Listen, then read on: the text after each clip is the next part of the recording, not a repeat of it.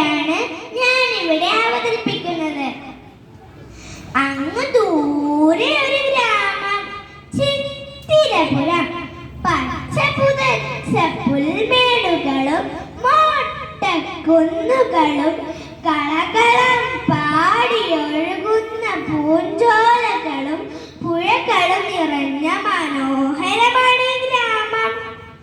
അതാ ആ വീടിന്റെ ഉമ്മറത്ത് ആരെയോ കാത്തിരിക്കുകയാണ് ജാനു അമ്മ.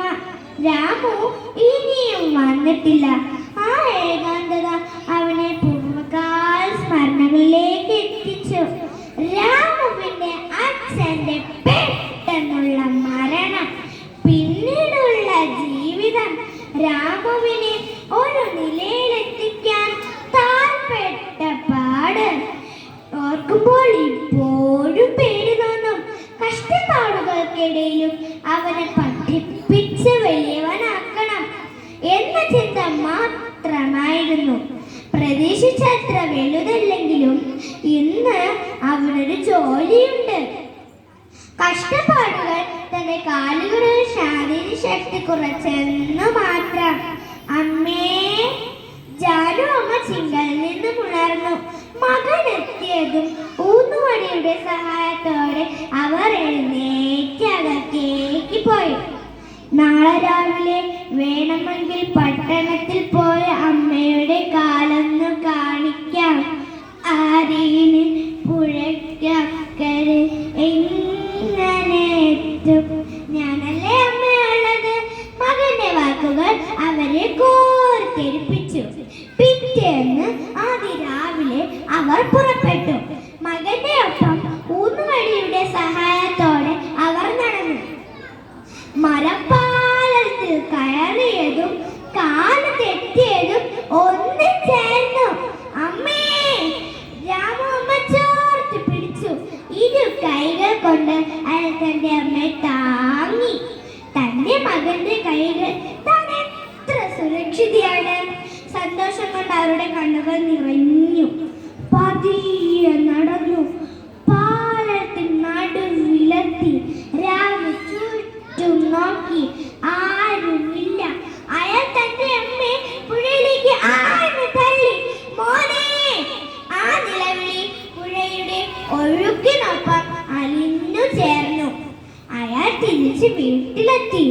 അമ്മ കലങ്ങളായി കഴുതി വെച്ച പണപ്പെട്ടി തുറന്നു. രാമുവിന് സന്തോഷം അടക്കാനായില്ല. കാലശേഷം തനിക്കാനത്രേ. കാലശേഷം തന്നെയാ ഞാനിതിൽ തൊട്ടത്. അയാൾ ചിരിച്ചു. രാമോട്ട രാമോട്ട! പിറ്റേന്ന് അയൽപക്കത്തുള്ള ഉണ്ണിയുടെ വിളി കേട്ടാണ് അയാൾ ഉണർന്നത്. വാതിൽ തുറന്നതും അയാൾ ഉരുട്ടി പിടിച്ച പാത്രവുമായി അവർ വിക്കി വിക്കി പറഞ്ഞു. രാമോട്ട അമ്മ! അയാൾ പത്രം വാങ്ങി. ജന്മകോളമായ അന്നനായ പരിധി. പക്ഷേ ആ വാക്യം മാത്രം കണ്ടില്ല. ഉൾക്കുന്നോടെ അയാൾ ചോദിച്ചു, എവിടെ? ഉണ്ണി ചൂണ്ടിക്കാണിച്ചു കൊളുത്തിലേക്ക് അയാൾ കണ്ണോടിച്ചു. പുഴയിലകപ്പെട്ട വൃത്ത അത്ഭുതകരമായി രക്ഷപ്പെട്ടു. പുഴയിലേക്ക് നീടിക്കിടന്ന മരത്തിന്റെ വേര് പിടിച്ചാണ് അയാൾ രക്ഷപ്പെട്ടത്. സംഭവത്തെ കുറിച്ച് അവർ പറഞ്ഞതിങ്ങനെ: എന്റെ ഊന്നുവടിയുടെ കുഴപ്പം ഇതാണെന്ന് പുഴയിലേക്ക് തള്ളിയിട്ടത്. രാമുവിന്റെ കണ്ണിലിട്ട് കയറുന്നത് പോലെ തോന്നി.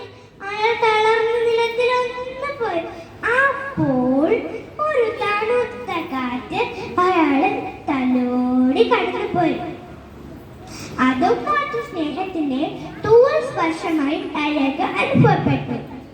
സഹോദരനെ, സ്നേഹം എന്നതിനേക്കാൾ പണത്തിന് പ്രാധാന്യം നൽകിയ ഈ കാലഘട്ടത്തിൽ അമിന്യ പാലിനൊപ്പം നിസ്വാർത്ഥമായ സ്നേഹം കൂടിയാണ് ഒരമ്മ നൽകുന്ന എന്ന കാര്യം നാം വിസ്മരിക്കരുത്.